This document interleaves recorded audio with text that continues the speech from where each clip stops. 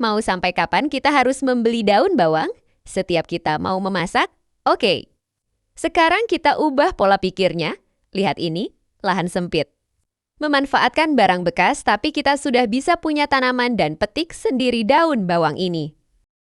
Apakah dengan sistem yang sesederhana dan tanpa perawatan ini?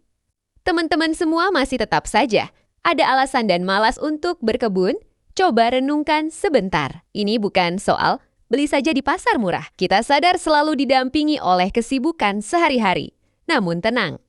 Dengan cara ini teman-teman semua tidak perlu menyiram lagi tanamannya.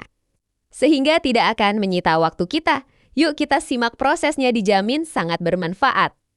Saya yakin di rumah teman-teman banyak botol bekas.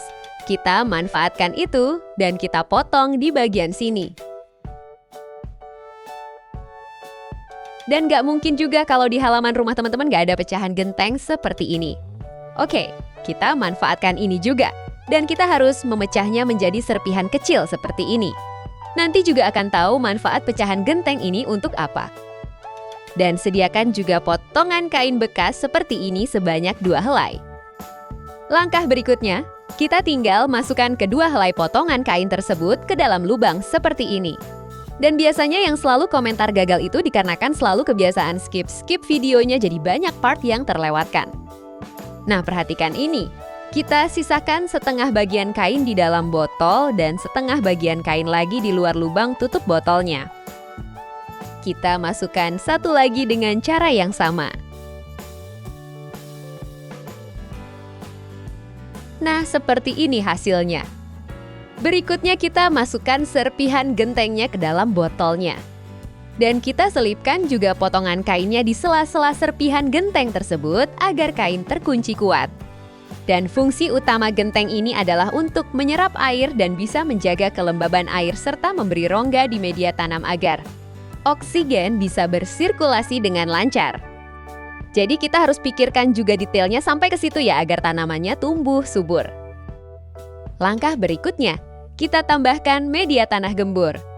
Atau bisa juga tanah dari halaman langsung, nggak usah muluk-muluk ya, kita manfaatkan yang tersedia saja.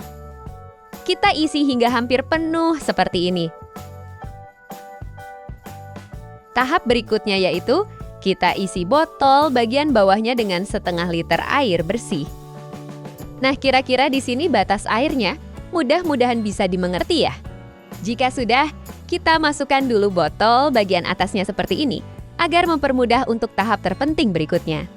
Nah, lihat ini, jadi genangan air atau ketinggian air hanya sampai di bibir tutup botol bagian atas. Jangan sampai lebih dari itu ya, agar nanti media tanam tidak becek, yang bisa mengakibatkan pembusukan pada batang daun bawangnya.